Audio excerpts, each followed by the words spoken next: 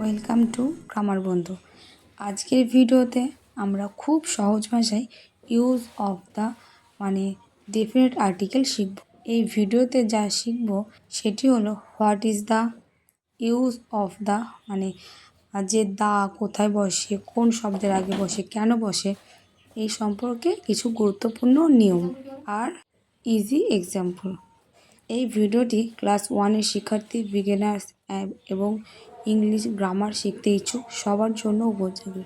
ভিডিওটি ভালো লাগলে লাইক করুন, শেয়ার করুন এবং গ্রামার বন্ধু চ্যানেলটি সাবস্ক্রাইব করুন। নতুন গ্রামার ক্লাসে নোটিফিকেশন পেতে বেল আইকনটি অন করে রাখুন। তাহলে শুরু করা যাক। The is definite article, it is used before a specific noun. অর্থাৎ দা হলো ডেফিনেট আর্টিকেল, নির্দিষ্ট নির্দেশক আর্টিকেল। এটি নির্দিষ্ট ব্যক্তি, বস্তু, স্থান বা প্রাণীর নামের আগে ব্যবহৃত হয়। সহজভাবে যখন আমরা কোনো নির্দিষ্ট ব্যক্তি বা বস্তুর কথা বলি তখন দা ব্যবহার করি। 1 নম্বর পয়েন্ট কি? প্রকৃতিতে থাকা কিছু জিনিসের আগে দা বসে। প্রকৃতিতে কারা থাকে? সান থাকে, মুন, তারপরে হচ্ছে স্কাই, সব প্রকৃতির জিনিস। তাই এগুলো যখন থাকে তখন তার আগে কি বসে? তখন তার আগে দা বসে। এক্সাম্পল কি আছে? The sun, the moon, the sky. ঠিক আছে। এবার 2 নম্বর পয়েন্ট কি আছে?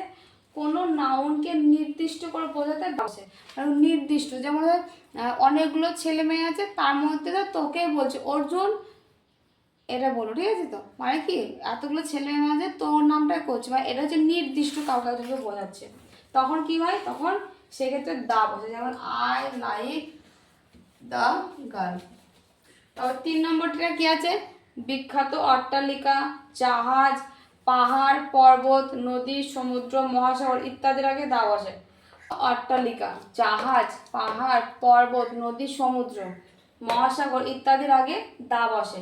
বিখ্যাত অট্টালিকার নাম কি? The Taj Mahal, the Victoria Memorial, কলকাতায় অবস্থিত। জাহাজ, দ্য টাইটানিক। তারপর আর কি আছে? টাইটানিকের পরে কি আছে?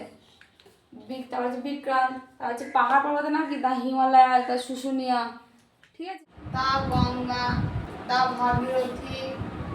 আর কি আছে? সমুদ্রে কি আছে? দ্য বে অফ বেঙ্গল, মানে কি? বঙ্গোপসাগর, দ্য বে অফ বেঙ্গল। যে মহাসাগরে কি আছে? মহাসাগরে দ্য ইন্ডিয়ান ওশিয়ান, মানে ভারত মহাসাগর।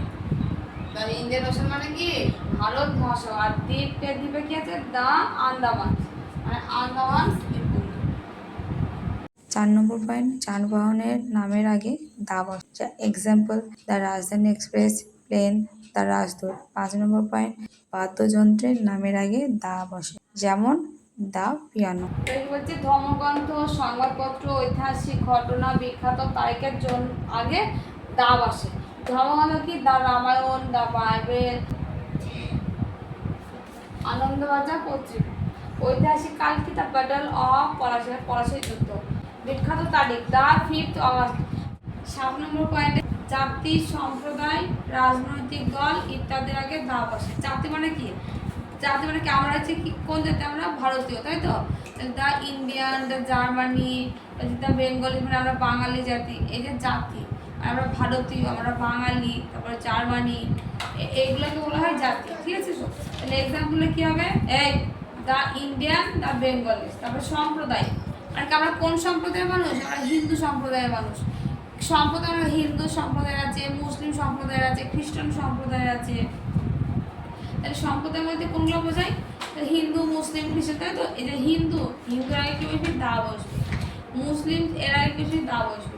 এবার যে রাজনৈতিক দল, রাজনৈতিক দল মানে কি? যে বিজেপি, কংগ্রেস, সিপিআইএম, এগুলোর দা বসে। The Congress, the communist party. রাস্তার নামের আগে দা বসে। The circular road. 9 নম্বরটা কি বলছে? দিক এর নামের আগে দা বসে। এক্সাম্পল কি আছে? The east, the West, the north, the south. এবার আজ আমরা ইউজ অফ দ্য শিখলাম। যদি ভিডিওটি ভালো লাগে তাহলে লাইক করুন, শেয়ার করুন এবং গ্রামার বন্ধু চ্যানেলটি সাবস্ক্রাইব করুন। পরের ক্লাসে আমরা আরও একটি গুরুত্বপূর্ণ টপিক শিখব। ধন্যবাদ।